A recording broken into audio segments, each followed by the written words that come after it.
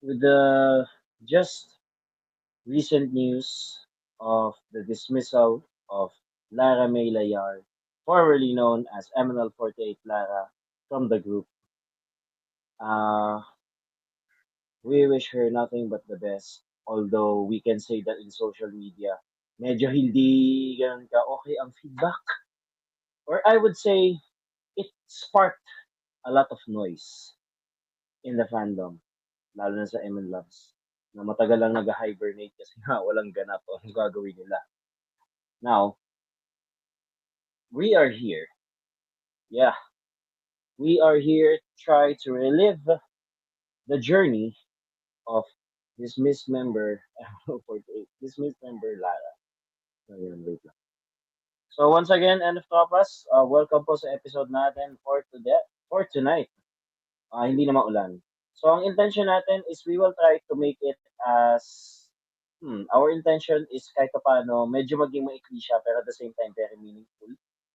And we are here to talk about the recent news of the dismissal of Lara May Layar, formerly known as ML48 Lara. Now, ito yung isa sa mga news na talaga ako, or sa first time sa fandom, ito yung parang unang-una nakitang graduation na hindi siya graduation. Talagang it's like you're straight up out of here. You're straight up out of here from everything na mga na mga sinabi niya. It's sabihin na natin, for lack of a better term, it's outrageous. But it's not something that sparks controversy, but it's definitely something that we would have uh, we would have a clear eye on given na ito ay nag-spark na naman ng anger between the ML Loves fandom and HHP. Na, alam mo yun, the management is still, well, there's, let's say, the member or the, ano ba sabihin? Well, the fandom still doesn't like yung pangawala ka ng HHE. Like, most of the time they don't because stagnant, walang ganap, and others. But we are here to relive the story of the journey of former MNL48 Lara. Sino nga ba talaga siya? Kumaga, ano ba yung parang naging journey niya? What was her journey like? Ano yung what were her highlights in the group? And ano yung mga naging interactions natin with her, if any? So ngayon, for our little storytelling, I think si Kuya Ed ang magbibigay ng little storytelling and Sir Rob about the journey of MNL48 Lara. Take it away. Siguro si ano muna, si Kuya Ed. Go. Ayun, so good evening sa ating lahat and I think I know si Sir Rob ang mas makakapagbigay ng detalye regarding ML48 Lara, but of course, everybody knows ML48 Lara as the beatbox queen of ML48, let alone the 48G. And I don't know if I could find any other member across the entire AKB48 group around around Japan and around Asia na merong ganung talent, but kung meron man, well, definitely Lara is, we could say, the trailblazer pagdating sa pagbi-beatbox. And actually ito, didiretsuhin ko na to, no. So for me kasi ang there's this one moment that's really memorable to me pagdating kay MNL48 Lara, and I'm referring to the episode number 37 of MNL48 Interactive Live. Well, actually, that episode also featured former members ngayon na sina Sela, of course, former overall captain Alice, and uh, Ash is also there as well. So, yeah, dalawang Team L, isang M2, isang N4. So, sadali lang. I-set up lang natin para ipakita natin sa ating mga ML loves, especially sa mga nanonood ngayon na Beat L. If ever na napapanood nila to. live stream natin. So, just a second. Sa mga BeatL dyan, please don't hesitate to share the live here sa BeatL. At kung meron man kayong memories of former ML48 Lara, please share it in the comment section. With that being said, ito yung kanyang beatbox moment. Sana dinig. Isang sample naman ng beatbox dyan. Love you, my Kami Oshi. Heart, heart, heart. Sample naman. Sample! Isang bagsak lang. Joke, joke. Yung mga EDM.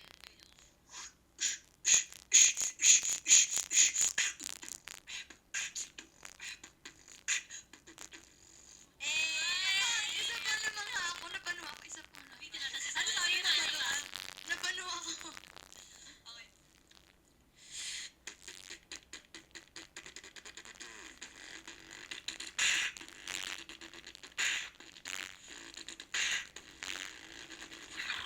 Ilang may dila ka? Ilan naman? Dila! Hindi yung bibig. Oo. Gusto mo motor? Motor? Yeah, motor, motor, motor. Wait lang, lagyan natin ng gasolina. Sorry. May gasolina.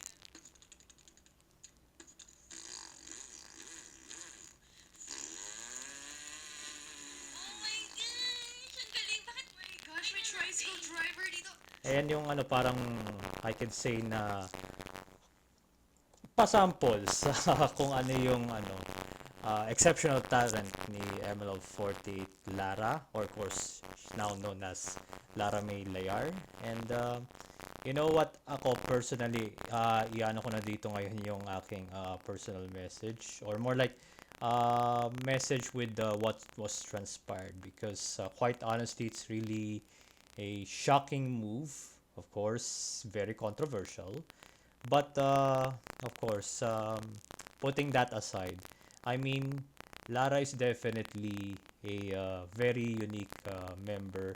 Not only because of her beatbox talent, pero masasabi mo rin na ano maangas ang kanyang look. I mean, ever since she joined the group, you could really tell, or maybe some of our OGML loves would tell na etong si Lara talaga maangas to eh. Maangas yung kanyang personality. And syempre, as the years went by, I mean, it eventually resulted to her changing her looks, especially with her hairstyle. I mean, she cut her hair short. She paano ba to? Nagpakulay pa ng buhok. But you know what? Ano pa ba? Siguro yun lang muna ang masishare ko kay Lara. And as a parang parting message for ML48 Lara is that while her ML48 story has already been finished, even if it's unceremonious, pero ang masasabi ko is ano the stars are really shining to Lara. Kumbaga, the odds are now in her favor, ika nga. I mean, syempre, nasimulan na niya yan sa kanyang appearance sa The House of Collab, and I'm sure na magtutuloy-tuloy na yan. So, yeah, we wish nothing but the best for Lara May Layar. And sino na next? Sino next na ani natin? Ngayon, well, speaking of former ML48 Lara, well, we do have a lot of stories with her. I'll share, mamaya, pagka nag-share na ang lahat, later, I will share two stories.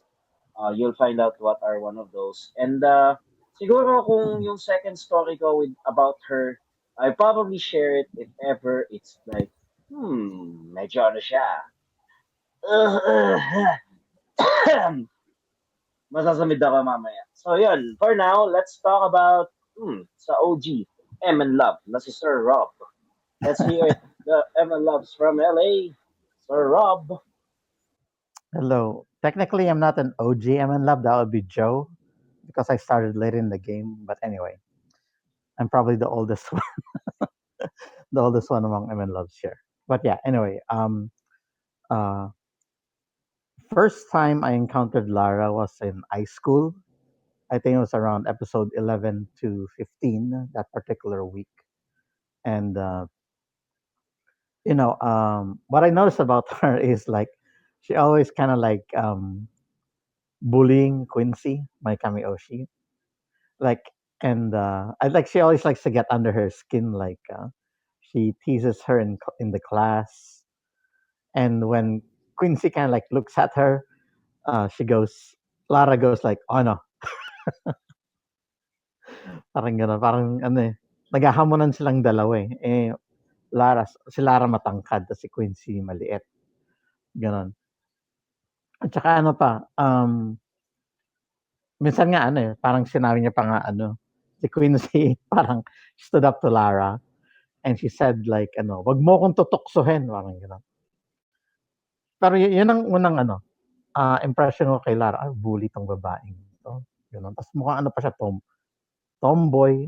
Yeah, he's tomboyish, gano'n. Kaya parang ano, I guess parang na-turn off ako sa kanya, ba't binubully niyo po yung Kami-oshi ko, yung gano'n. Though at the time, hindi ko alam magiging Kami-oshi ko si Quincy. Okay. So later on, I learned sa live ni Quincy, nag-Facebook live siya dati. Tinanong ko sa kanya na, ba't ka binubully ni Lara? Ganun. And then sabi daw, katuwaan lang yun sa kanila. Lagi daw naman sila ganyan, nag-iinisan. Mga ganun, what girls do, I guess. Usually, pag magkasama sila, nag-aasaran, I guess, sometimes, I guess, what guys do as well. So ganyan. And that's another memory I like regarding Lara. Okay, ito same ano to, sa same Facebook live ni Quincy. Ano, parang tinanong niya kana Quincy tsaka Sayaka na paano ba maging cute, gano'n. Because she doesn't believe she's cute. Tapos inano pa niya, ginoogle search pa nga daw niya paano maging cute. Gano'n. Tapos, pero sinabi ni Quincy sa kanya, hindi, we're all ano, cute in our own way. Gano'n. Hindi ka magkaka-fans kung ano, sa ibang, kung hindi ka nakikita na special ka or cute ka or talented ka, yun. Kaya nga siya naging ano, part ng Senbatsu because, I guess people like her. Uh, uh, in a way. Yeah. At saka, very special din si Lara towards Quincy. Dahil kasi, siya lang sa buong grupo na tinatawag niya si Quincy by her last name, Santillan. Ganun, parang yun, "Oy, Santillan!" Ganun. Ganun lagi si Lara kay Quincy. At sa parang ano, parang naisip mo sa mga pelikulang Pilipino, yung chief tinatawag yung detective or yung police by their last name. Lagi ganun ang dating. Pero yeah, what I thought was bullying, wala. So I guess it's like a term of endearment between the two. Yeah. May ako napanood na video na nag-ano sila, kasama yung kambal. Nagsakay silang ano, ng merry-go-round sa mall. Ewan ko sa Fisher Mall yata nangyari yun. Tapos, ako baka pinilit yata ni Lara na sumakay si Quincy sa merry-go-round dahil kasi birthday yata ng kambal. Oh. Tapos si Quincy parang hiyang-hiya. Dahil nga yung merry-go-round, maraming bata nakapila, tapos sila, ang lalaki nila. Sumakay sila doon. Tapos parang inaano ni Lara si Quincy na "Uy, Santillan, okay ka lang?" Yung gano'n, yeah. So yeah, yun ang I guess, special, those two or three memories na I guess to make it memorable regarding Lara for me. And I guess I have to admit it here na regarding her ranking on my Oshi list, sorry kung kung may mga hurt dito na she always ranks at the bottom or close to the bottom of my Oshi list every time. I don't know. I guess you can say that she doesn't. I guess she's not the particular type of Oshi that I'm looking for to be part of my list. Dahil nga ano siya, may pagka-brusco, ka-tomboyish. Yeah, I guess that's kind of like somewhat of a turn off. Yeah, but I like the way that she stuck around to the group for as long as she can, and now she had to go. Okay. I wish it was better circumstances, and I guess you could say she's most one of the memorable members of the first generation. Yeah. Okay. All right. Yeah. I guess that's what I'll say for now. Okay. Who's up All right, next? how about you, Sir Rob?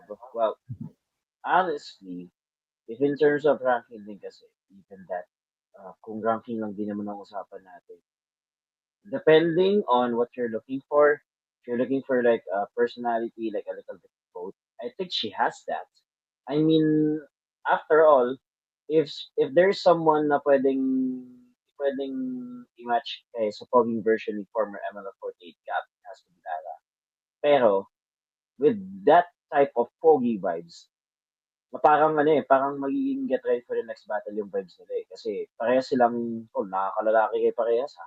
Ano? Ano? Ayun, medyo naririnig ko dito sabi na, ano. Pero mas narinig ko si Baron guys daw dyan. Like, ano? Yun na.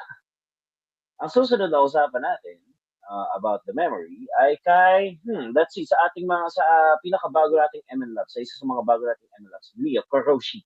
Go.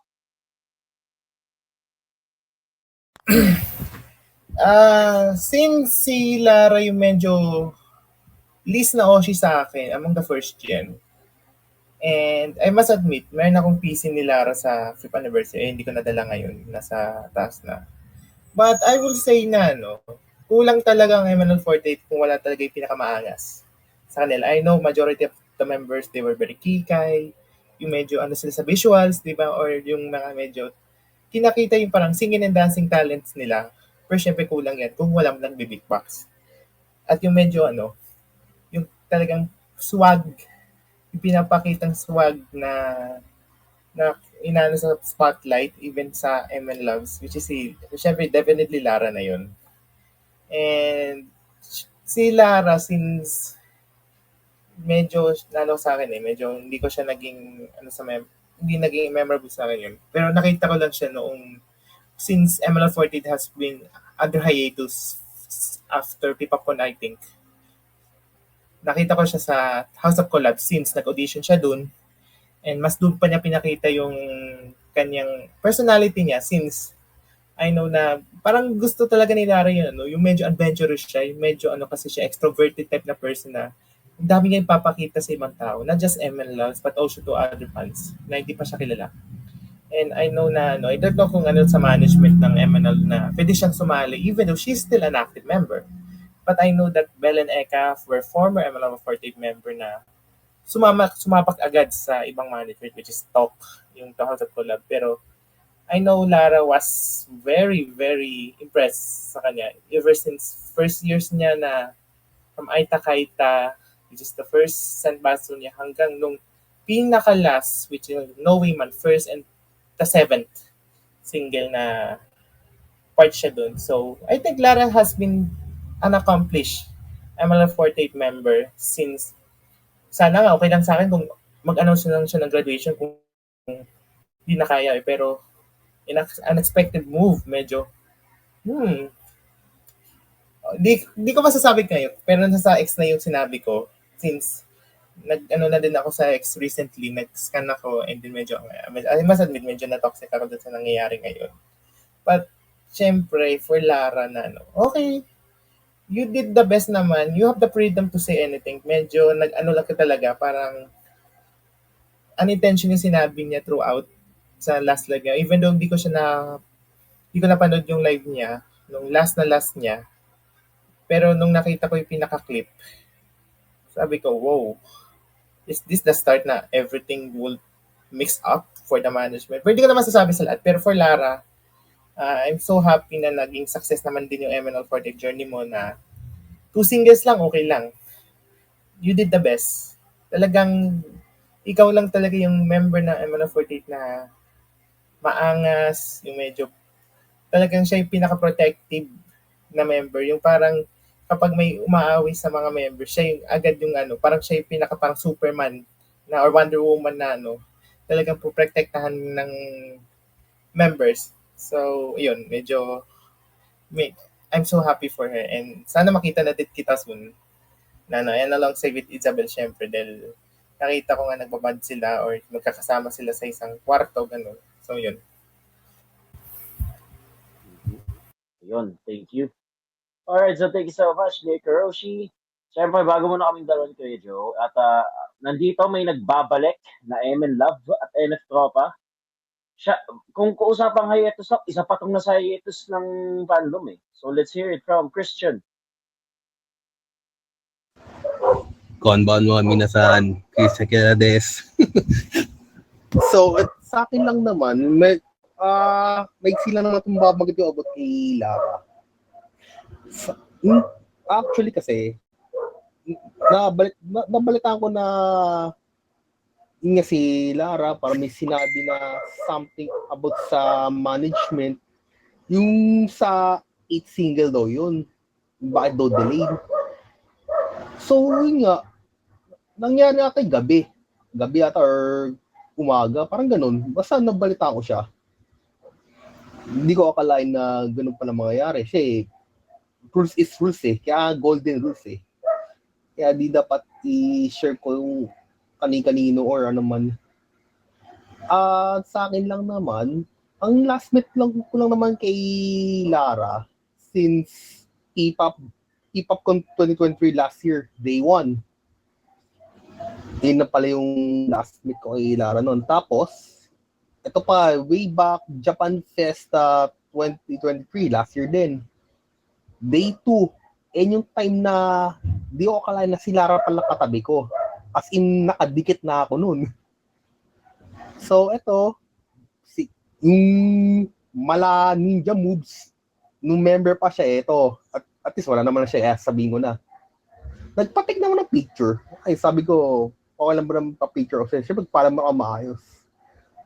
Umayag naman. Yung time na, siyempre, pagka may picture, magpa-selfie tayo sa mga current member, ano lang naman, basta huwag mo na i-send or ipopost kung ano naman.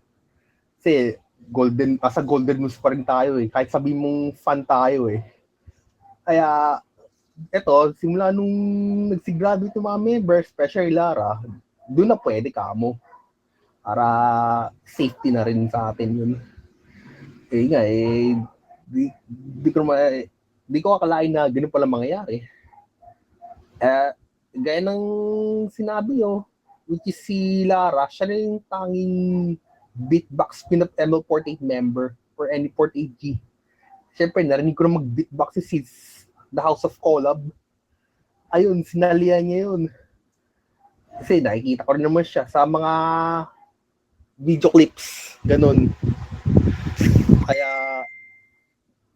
anyway, ang masabi na kay former ML48 Lara, good luck na lang sa magiging journey with new career mo. So, yun lang naman. And then, thank you so much. Arigatou gozaimasu. Question. Ngayon, wow. Ito, para lang maging malinaw to sa yung sinabi ni Christian, baka kasi ma-misinterpret ng ating mga manonood na magpa-picture pa rin sa member kahit na hindi event. May mga ganyan kasi minsan eh. So, para lang maging malinaw, well, sinabi na ito ni Kuya Ed, kahit incognito, consent should be there, is still there, and should be there, mga kaibigan. Hindi porket andun yung member at mag-isa siya, hindi anuin mo lang agad. Actually, kung alam mong current member siya, hindi mo, parang kakausapin mo lang in hi and babay nga agad. Parang handshake event lang eh. Kaso pinagkaiba lang, wala kang 250 pesos na winaldas. Treat it as a core memory. I'll share mine kung ano yung sinasabi ko na tungkol sa picture na yan. Ngayon, let's hear it from who Sir Rob claims as the OG ML Love, ang pinaka-OG sa lahat sa atin, sa NFT48. Kuya Joe! Alright. Magandang gabi po sa mga tropa natin. Sa mga MF tropas, MLOs at mga ETLs, kung sino man ang na nakakadito whether live or or, or on replay on YouTube. Okay, and then eto, before we proceed, nice ko lamang mag-share ng isang clip.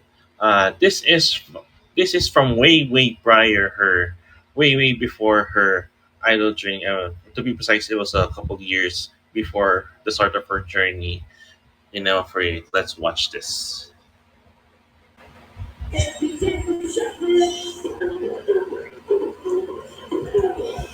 Pretty.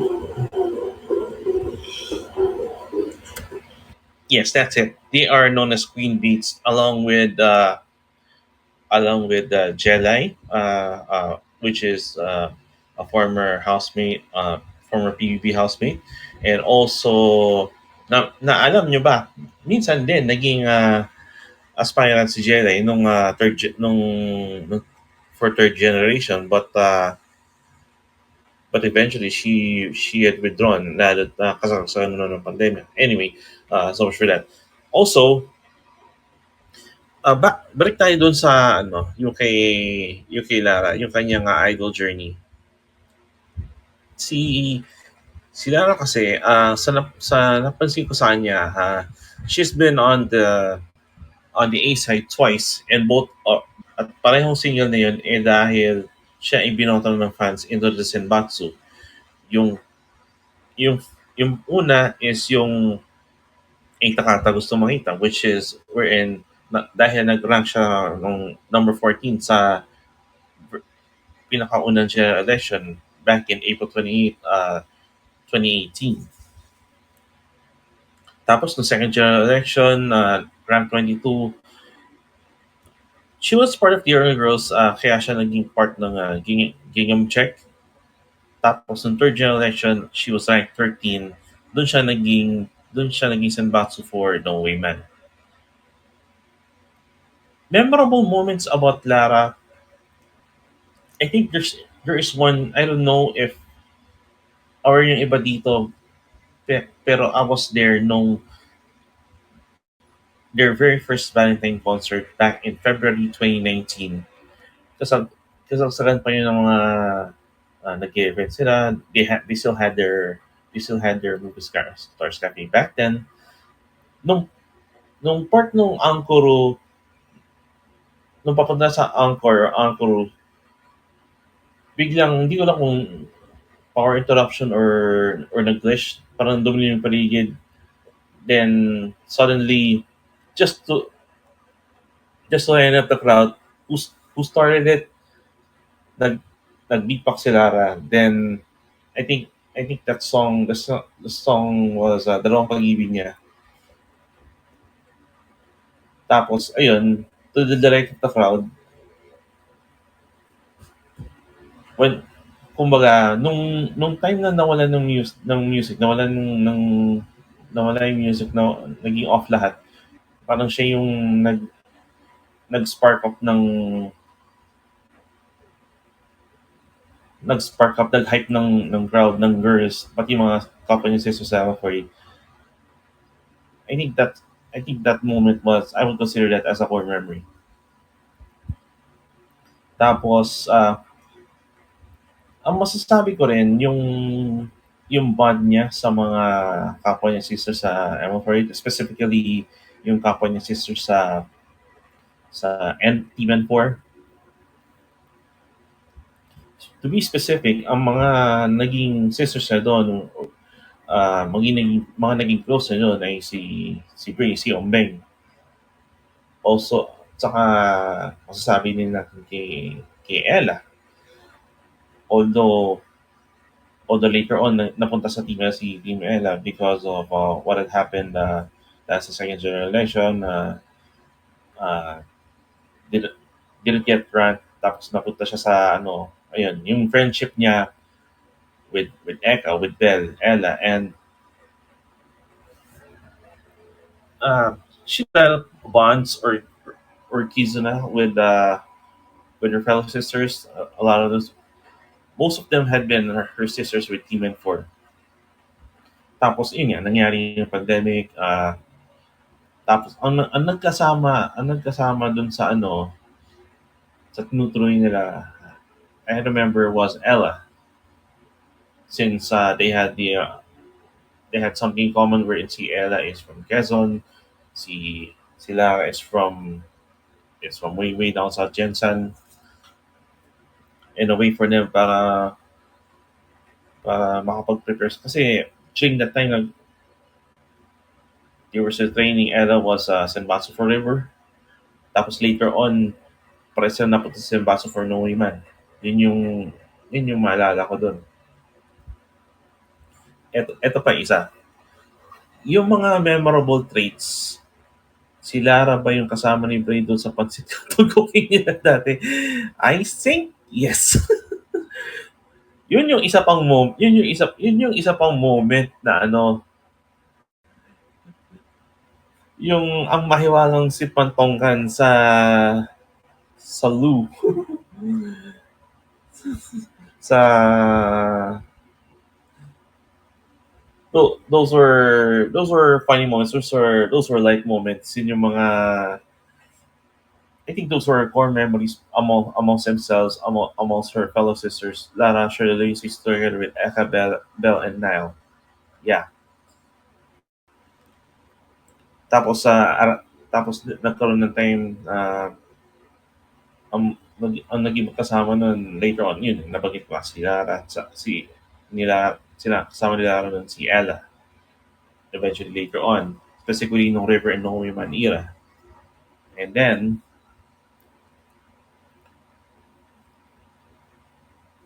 in terms of qualities, I can define them. I can spell out with her acronym L. That would stand for loyalty. Lara, you can consider Lara as a loyal friend, a loyal sister to her fellow ML40 sisters. A would be her signature angas, wherein yun yung kanyang brand of endearment towards her fellow sisters, and I think we can also call it her brand of fan service towards her BTL and at saka sa mga ML loves din. R is righteous. Siya yung tipo na nanindigan siya sa kung ano yung standing for what is right, standing para dun sa kanyang mga kapwa sisters sa grupo nung time na nandun pa siya. And finally, A, which is admirable. Yun ay dahil may mga bagay na ginagawa siya for her fellow sisters in ML48, which is talagang i-admire mo talaga. Although there are those na there are those na may mga ML loves na hindi man ganun kataas sila sa kanilang mga Oshidis. There are those na na-appreciate siya dahil dun sa mga qualities na yun for being loyal, yung angas siya, yung maangas na brand ng fan service, yung pagiging righteous or for standing for fellow sisters, at yun yung mga bagay na worth admiring sa nag-iisang Laramie Liar. At ang kanyang idol journey lasted 2,326 days from April 20, 2018 up until netong Sunday, September 8. But apart from that, 6 years, 4 months, and 12 days, ang masasabi ko, ang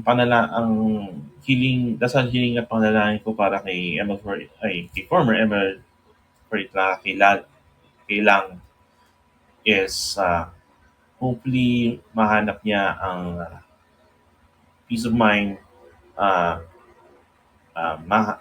makahanap siya ng pagbutihin niya sa kanyang bagong endeavors, whether it is on stage or elsewhere. Galingan niya kung ano man yung susunod yung gagawin. And and honestly and sincerely pray for peace of mind, for at saka hoping, praying, manifesting din na makahanap sa ng opportunities para sa kanya future. Yun lang at maraming salamat. Thank you, Lara. And So much, Kuya Joe. in, Well, thank, ay, lang. Okay, that's really tough. Wow, okay. Speaking of ML48 Lara, well, not a lot of people may know this, pero sa first event ko, she was a replace. Okay. So, ang nangyari kasi was that yung pinakaunang akyat ko or yung pinakaunang event ko talaga sa ML48 was yung after party ng Asia Fest. I believe it was 2021. Yeah, 2021 yan. 2021. Yun ba yung ano? Just to confirm sa mga kaibigan natin dyan. 2021 ba yung year na nandun sila sa June 2021? No, not HSC. Iba pa yun. Not HSC. Yun yung nasa Asia Fest Online 2021. I believe they were in Batangas at that time nung pina-perform nila yun. Pero ayun, nasa after party ako noon with actually with four Eman Loves. Tapos ang nangyari ay nabalitaan kasi natin, nabalitaan din namin na may replacement it was supposed to be Colleen who was supposed to be there. But Lara was a replacement for Coco dahil nga may prior conflict or stuff like that. Well, from the first that I've seen her, kasi tinatry kong kapain kung paano sila i-approach sa isa eh. With matching, gusto kong pindutin ng screenshot, kaso bawal. Demonyo. Parang ganon. Pero hindi, bale, parang nangyari doon was that, wala akong nakikita bahid ng angas kay Lara that time. Ang nakikita kong bahid, that time. Ang nakikita kong bahid sa kanya, yung nahihiya siya kasi parang may nangasar sa kanya na pumunta nga yung isang fan para sa kanya. Parang ganon. Pero overall, wala pa kasi masyadong impression nun. Kaya yun yung pinaka napansin ko sa kanya.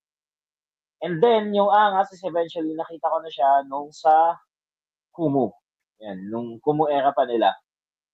Nung ko unang napapansin. Although, to be quite honest, isa din siya sa mga bottom dwellers ko sa Oshi list. Although it did not matter anymore. Wala na akong pakialam nung time na yun sa ranking ng Oshi list kasi wala na talaga. Walahan na talaga. Now, speaking of which, that was my first meetup back in 2021. Yun yung unang time na naka-attend ako ng MNL48 bago yung HS na face-to-face. Then, the next one, na memorable, of course, nakita natin siya nung Tugatog, nung P-Popcon, wala ako ng P-Popcon 2022, wala pa ako. Then, of course, HSE, who wouldn't forget that, the multiple HSE na nangyari. Now, the last time, I'll be revealing this to everyone, the last time na nakita ko si MNL48 Lara was surprisingly, parang siya, hindi ko masabi kung after party ba siya ng 6th anniversary special, but it was actually, pag after party ko yun, para after ko pumunta doon. The last time na nakita ko si ML48 Lara was out of nowhere when I was in Eka's gig sa Poblacion, Makati. Yun yung after ng 6th anniversary special nila mismo. And take note, current member pa siya nun. And she's not in the event. She was not in the event. And at the same time, that's what she did. She went to party. Eka's show, exactly. Eka's show. Kumbaga out of nowhere, nagpakita sila. It was Isabel, Andy, and Lara. Tatlo sila. Hayo! Like pa si Sayamela. Eka's gig in Pobla. I'm back. Okay, hello there, day. Ayun. So yun nga, medyo actually no time na yun, pause na ako, wala din akong wala akong boses. Oo. Mixed signal, same. Well, ako, I did not try to make meaning of it, to be honest, yung ano na yun. I did not try to give it much color kung bakit siya nandun sa ganap ni Eka, pero wala siya sa 6 anime. So, ang ginawa ko lang, when I approached them for the first time, ay medyo malalaman niyo kung bakit. Medyo cold. Medyo cold yung naramdaman ko. Pero siguro medyo nag-overthink na rin ako. Sorry, baka masyadong naging ano yung galaw ko. Medyo naging, masyado ako naging eager para sa galaw. Oo. Then, it came to a point na parang, when I was asking them kung ano yung nangyari. Hindi ko siya, parang ano, ayoko nga tanungin kung bakit wala siya doon. Hindi ko siya tinanong straightforward kung bakit wala siya doon. Parang low-key lang na nasa 600 ka. Pinakita ko yung tag. Now, ang sinasabi niya was that I'm trying not to focus too much on the issue, to be quite honest, pero since I'm talking about my last interaction with her as a member, it was this. Yun yung ano ko talaga. Now, speaking of, wow, yung story na yun was that since natanong ko na, I was kind of asking her, bakit wala siya doon? Or saan siya nanggaling? We thought it was like a prior lakad na maaaring may ganap siya. Although, I can sense nung sinasagot niya yung tanong ko, may bahid ng bitterness. Na hindi ko alam kung bakit. And napansin nyo din sa mga nasa 6th anniversary sa souvenir ng first generation, wala si Emerald 48 Lara. Now, that's kind of overthinks more kung bakit wala siya doon. Ano yung nangyayari? Kumbaga yung mga naririnig nyo sa Kumu, the Mug says it all. Bakit siya wala? Sa tasa pa lang sa souvenir. Alam mo, wala tayong iniisip pa nung time na yun. It was an omen, but I'm kind of glimmering on that hope na sana man nagsabi na member pa rin naman daw siya nung kinausap ko siya nung 6 anib. It's like something na pinapaiwatin niya na she wanted out because of the management. Parang ganun yung nakikita ko eh.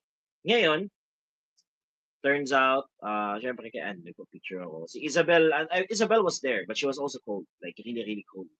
I'm not surprised. Yeah. Hindi siya kasama doon. So, itong cellphone na hawak ko, nahawakan to nila at some point kasi siya yung nagpicture sa amin ni Anne. Now, on to the ultimate, what happened. It's something like this. Pinicturean kami. And then,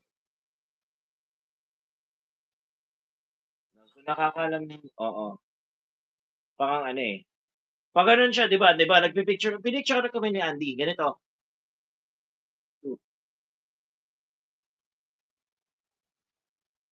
Inano ko pa na ano, huy, pasaway ka. Bahala ka dyan. Eh, syempre, binagsaw, wag mong ipopost ha. Ganon. Yun yung pagkakasabi. Yun yung literal na sinabi niya sa akin. Wag mong ipopost. Ako pa inano mo talaga na magpo-post ha. Hindi nga ako nagpo-post masyado ng picture. Out of nowhere. Walang kahit ano yun. Ang sinabi ko lang, okay, salamat sa pagpapapic. At saka alam ko, in-acknowledge ko na, uy, member ka pa rin ako. Bawal akong kapag sa'yo. Member ka pa eh. Ako na mismo yung nag-ano doon. Oo. Pero yun yung pinaka nakita ko. The picture, hindi ko siya ipopost at all. Hindi ko pa rin siya ipopost kahit na hindi na siya member, hindi ko pa rin siya ipopost talaga. Hindi ko isa-send ko na nga lang sa kanya. Now, with what transpired, word of mouth lang. Word of mouth lang kung sinishare ko. Ito ay pawang mga experiences ko na, well, sabihin na lang natin, I think we have to acknowledge as well na hindi naman lahat ng mga magiging interactions natin with our Oshis will be good. There will be times na medyo ayaw nila or something like that, which is okay. I mean, hindi naman masakit. Hindi naman masakit. I mean, it has to be anticipated kasi gano'n naman talaga eh. Now, with what transpired dun sa pinaka nakita ko, it's really tough. Uh,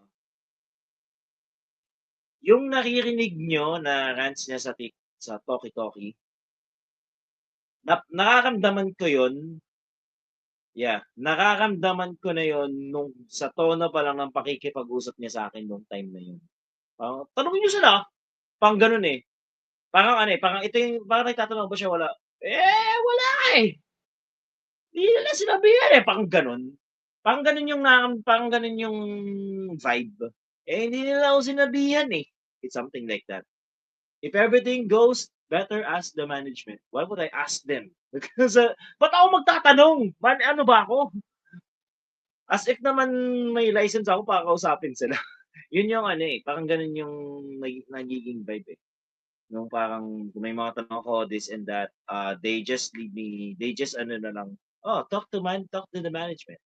Or, so wala ako eh. Di nila ako sila ba? Kala ka nila, member pa. Kala ka nila, di na ako member eh. Parang ganon. Well, this was worse. Hindi yun fan service it says, went full MJF then mic drop but not what we expected. And take note, MJF does this in character. Yung isa is ano talaga, hindi mo authentic yun. Authentic na parang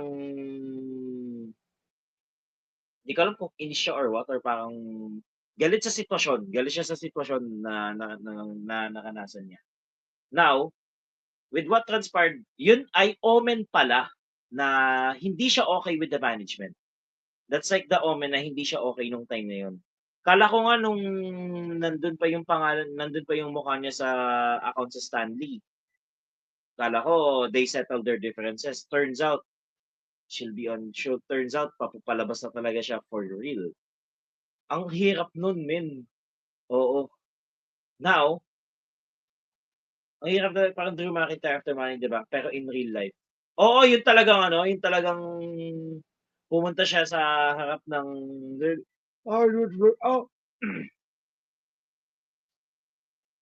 whatever happens. It was all messed up. I promise you, this is a slap in the face to me. And I will do whatever it takes to get my spot back. Yeah, something like that. And I'm gonna find out. And I'm gonna do everything that I can to make sure the company mess up. The company will pang ganun yung pinaka napapansin. Mas malala well, Montreal scripted pa yun sa lagay niya, yung Montreal Screwjob na yun, para may bahid pa rin script yun eh. Pero ayun, they settle their differences naman na.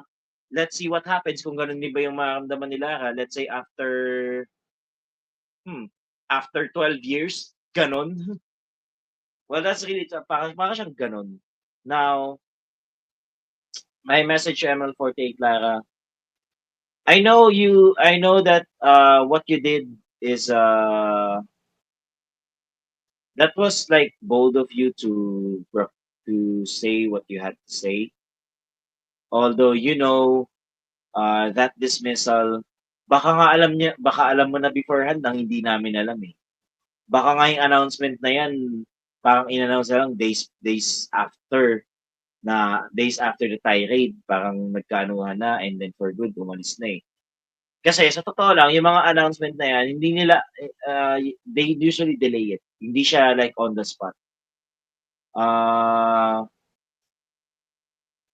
It was of course something that is outrageous. What you did was outrageous and caused some stir among the fans in HHE. But we know we understand that you had to say what you had to say. And thank you for standing up for yourself. Dahil I know that you felt na parang hindi mo na nararamdaman yung essence ng pagiging idol at this point. Yung pagiging idol group ng ML48, nararamdaman mo na siya eh. And that's completely valid. Yeah, please know that in terms of, please know this. I don't know if should you decide to do the House of Collab, I hope that this does not affect whatever relationship you have with the company that you are in right now in the tawag dito, the Java Red House of Collab. House of Collab. You had it coming. Ako nagsasabi sa'yo, with what you did, you had it coming. Pero I think this was whatever it is. I think if this was your way to get yourself out of the group, it might not be. It might be one of the most unceremonial exits in MNL48 history. But yeah, it came at a cost. You're trying to defend your other sisters and even your former sisters, although it came at you at a price na kung saan you were forced. Actually, well, ako better to not say this. Yeah! Bad! Pang ganun na yung ano eh. Papunta na sa ganun eh. And the graduation announcement, it's not very typical. It's like, alam mo yung pang announcement ng mga nasa Jackie na notice to the public. Parang ganun yung nararamdaman ko eh. Parang ayaw na niyang i-connect yung parang ayaw nang i-connect ng Emerald 48 yung mga sarili nila kay Lara dahil sa ginawa niya. Now, that's something that is really, it's bad, of course. Hindi na siya copy-paste announcement. It's really bad. I know that. And she acknowledged that. She probably want out anyway dahil nga wala namang nangyayari. And I would say, please, pahalagahan mo yung The House of Collab. I know na this is like a new start for your journey as part of the start of or continuation of your journey as part of the House of Collab. Like this is hopefully your way to achieve finally what you want to achieve. And I would say good luck. Good luck para sa'yo. Ngayon, it's comparable to New Jeans' recent ordeal. I mean, sa mga nakakalam po tungkol sa nangyari sa New Jeans.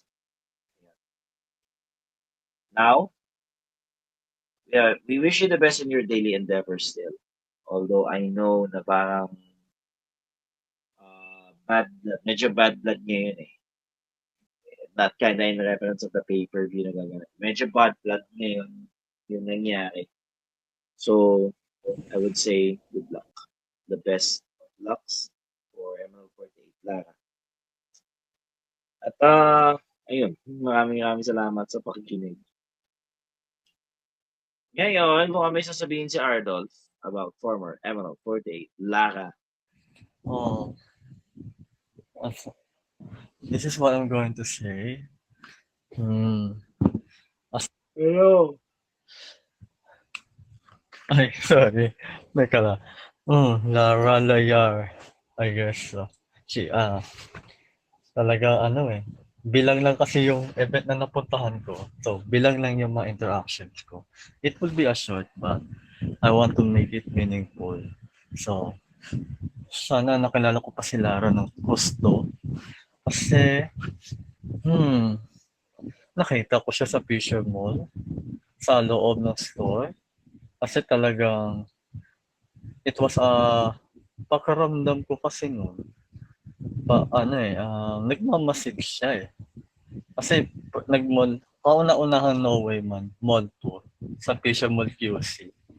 Then, may mga ilan tumiting sa taas, ay nakita ko nga pala si Lara sa third floor habang may concert na nangyayari. Yun. After the event, tapos na yung event, may parang Korean shop yata eh. Parang familiar ba kayo sa Mimiso, gano'n. Pagpasok ko doon siya nakatayo sa pinicturan ko. Ayun. So, sabi sa akin, bawal ko daw picturan. So, I did. Yeah. I'm accepting my mistakes. I'm changed. Ganun. Yun. Yun lang pagkakakilala ko sa kanya eh. Boyish na beatbox rapper. Ba? Talaga. So, parang may pagka-echo nga siya eh. Talagang mas doon siya close eh. Sa mga kagaya nila Bell, kagaya nila Isabel. Uy, redeem. Ayan. So, I wish her, kung hindi niya choice na umalis siya. So, choice ng taas na paalisin siya. It was hurts talaga. So, ayun, though, even though na I know na kung ang sentiments niya is to voice for a change, even though na parang hindi siya pinakinggan, hindi valid. Talagang masakit yun. Gagawa ka talaga ng angerness sa puso sa ganun eh. So, ganito na lang. So, I know, kung rejection is a redirection nga eh. Just like what have you said, mate. Best for her life, best for endeavor. So, hindi pa naman sarado ang mga oportunidad sa labas ng comfort zone. So, I know Lara has still a useful for the best of her life. Magandang darating na mas higit pa sana sa MNL48 ang makuha niya sa buhay. Yun. Ayun ako kasi baka siguro makita ko siya this Saturday sa gig ni Eka. So, let's see na lang. So, yun. Naralaya. There she is. Kung makita ko man siya sa Sabado, kung andun man siya sa gig ni Eka, okay, mapapirmahan ko man. Okay. Every Saturday, nagigig na si Eka, sinabi sa akin. Nung na-meet ko siya last week, parang routine na niya ni Eka na mag-gig every Saturday night. So, yeah. Walang door charge. Walang door charge. Wala. Depende sa bar, location. Yung iba, may charge, yung iba wala. Out of nowhere kasi minsan yung hindi mo predict kung saan sila pupunta eh. Kasi hindi sila madalas mag-post. That's the thing with what they did. Nalaman ko lang yon dahil dahil nga may pagganitong announcement. Yung ko tinanong kay Eka kung anong ganap. That's what happened. I never knew that who would have thought who would be there. Of course, except sa mga kaibigan natin sa The House of Collab, andun yun nga si Isabel, Andy, and of course, Lara. Now, with the departure of MNL48 Lara, what's next for MNL48? Ano yung parang predictions ninyo sa pwedeng mangyari pagkatapos nito? So I guess let's hear it first from Neo Kuroshi. Hello? Mo, nakatulog na. Next. Kuya Joe. Yeah, diba? You asked what's next for ML48. Okay. Before we get to that, siguro I would like to take this opportunity na ipaalala sa atin na tayo ay na although we're still in the midst of the parang nasa filler art phase tayo, tapos may mga nangyayari sa paligid na there are conversations na ng mga nagkakaroon ng mga usapin na di maganda, nagiging delikado na sa mental health. If there's anything that kumbaga, ito ay isang paalala na we owe it to ourselves na laging pangalagaan ng sarili. If you think the things that we see online is too much for us to bear, we had to, kung kailangang i-uninstall o itanggalin muna yung app dun sa sa phone mo, please do so. Do whatever it might take for your inner peace. Actually, yun yung isang bagay na ipapaalala sa atin. Kasi ano yung nagagawa nun sa person sa atin personally, especially in terms of health, na mawawala yung resistance, and ultimately madaling kapitan sa sakit at lalo nag-uulan ngayon. Yun yung mga factors na kailangan ingatan natin, na pangalagaan ng sarili, proper diet, exercise, and so on and so forth. At kasama na rin dyan yung in terms of mental health. Ngayon, kung yung mga nababasa online it's too much for us to bear. Eh, if you have to delete certain apps and restrict yourselves from viewing those websites, please do so because you owe that to yourself na alagaan ng sarili. Pero hindi porket na restricting ourselves from, as you say, hindi ibig sabihin na hindi tayo nakikisa sa kanilang mga sa kanilang mga sarili. Oo, kaisa natin sila pero sometimes we have to i-priority din natin na sa sarili in terms of mental health.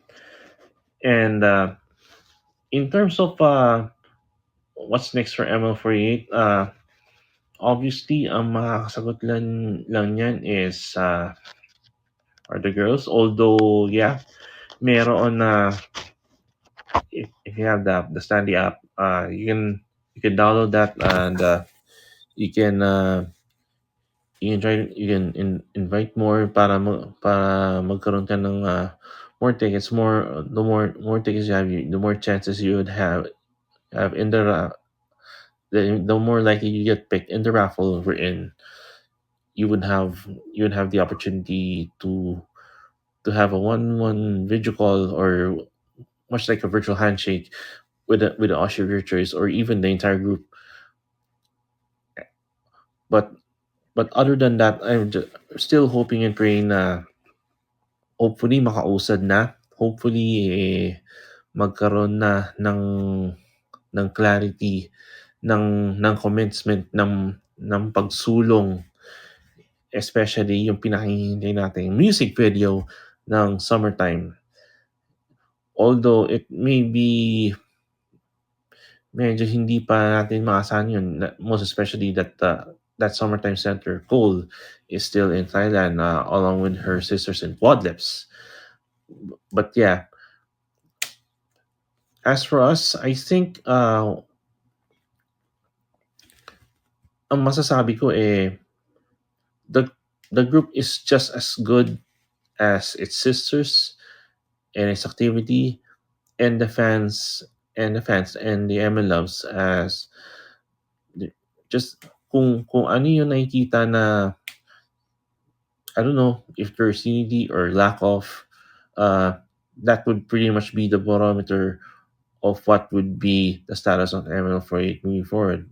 Pero sana hopefully in the near future, still hoping, praying, manifesting na magkaroon ng added partnership ng sa ganun na magiging katawan ng ML48, most especially whether we are still in the filler phase or the Kizuna project phase, or hopefully makatagpo ng partners na that would take their chance on the group, and hopefully sana makatagpo sa partner na may vision for the group, ng vision and heart for the group, hoping, praying, manifesting for that. Sa kabila ng mga nangyayari, sana sana hindi ako kontra sa wish ko sa hope and pray ko na to. Sana hindi ako kontrahin. Although marami nang nagsasabi ganito, sasabi ng ganon, hindi ko na kumbaga I'm not gonna comment on them. It's their thoughts, it's their experience. We're just hoping that reforms and commencement would happen sooner rather than later. Yun lamang. Thank you. Alright, thank you, Kuya Joe. Well, the thing with, once again, the thing with her is that actually wala na ako masyado maalalang iba pa. Yun lang talaga yung mga ilang tumatak sa akin. That one time in Pobla, and the other one was like, oh, sa mga nasa sports fest, sa mga hindi nakalimot, siya yung MVP, siya yung finals overall MVP natin, no? Si ML48 Lara. Not only one of the most well-known students in kickboxing, but also she is like one of, if not,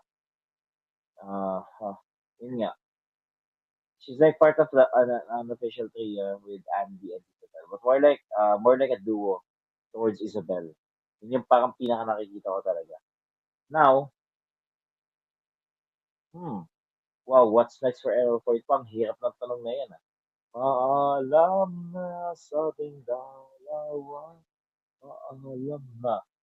Oh, literal na paalam talaga siya, pero hindi ganun klaseng paalam. It's more like a typical how do they address or something like that. That's the thing with these people. So, yun lang naman. Actually, wala na ako sasabihin din talaga. Sabi niya, it's just a really quick live talaga just to catch up with everyone. And, ayun lang. So, wala magpasalamat sa ating mga top gifters for tonight. We have their Black Robster, Ardolph, Edge, and Christian. I mean, literal na wala naman na talaga. Yun lang siya. Oh, Sports Fest, yung nakaraming fouls. Yan, isa pa sa mga pinaka-natatandaan ko yan. So, hanggang dito lang po, mga NF Tropas. At, sana naman, ito na muna yung huling salinarang pag-uusapan natin. Sana hindi na tayo umabot sa point na ganun. So, that's all. And thank you so much for joining this week. I will see you when I see you. Lara. Good night. Ayasumin na sa